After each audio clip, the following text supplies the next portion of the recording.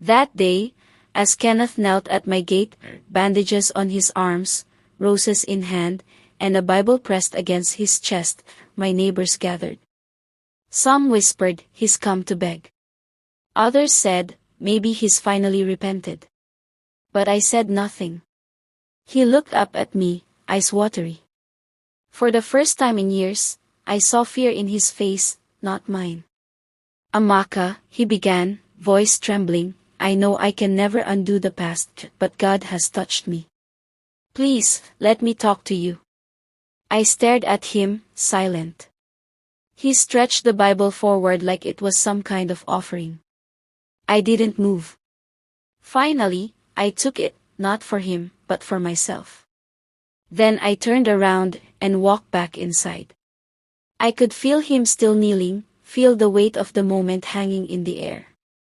I dropped the Bible on my kitchen counter and continued making dinner for my boys. But something itched at me. A feeling. Hours later, after putting my kids to bed, I sat alone with that Bible. I wasn't expecting what I found.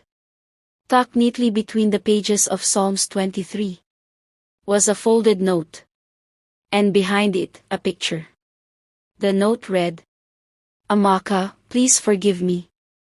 If only you know what I've become." But the picture? That's what made my heart stop. It was a photo of a little girl. Barely 5.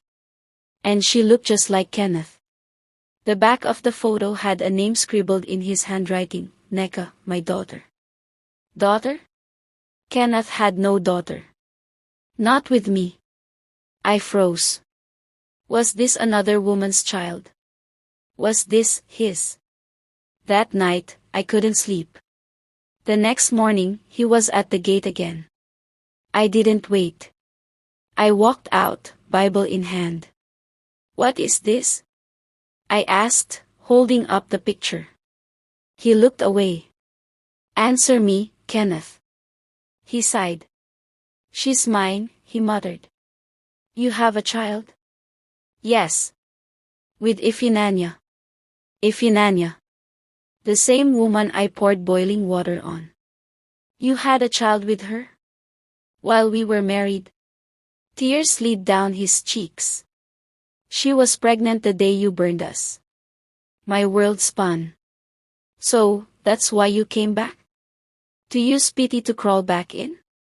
"No," he whispered. "I came to beg, not for me, but for Neka." "What do you mean?" "She's sick." The silence that followed was so loud it screamed. "Cancer," he said. "Leukemia. We can't afford her treatment. I need help." "I'm not asking you to love me.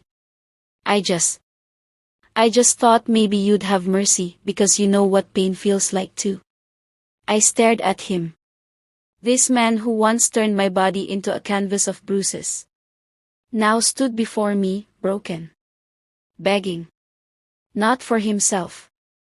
But for the child of my enemy. I wanted to walk away. I wanted to say, "Let her suffer like I did." But then I remembered Neka's eyes. In that photo, she didn't look like sin. She looked like innocence trapped in the middle of adult mistakes.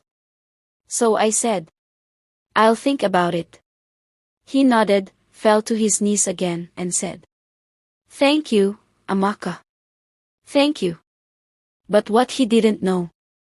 That same night, I paid a private investigator to look into everything. And what he discovered shattered everything I thought I knew.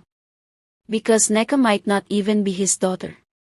And the woman he claimed to love was never pregnant until after our divorce. Kenneth had returned with a lie. A lie with a purpose. But the reason why will chill you.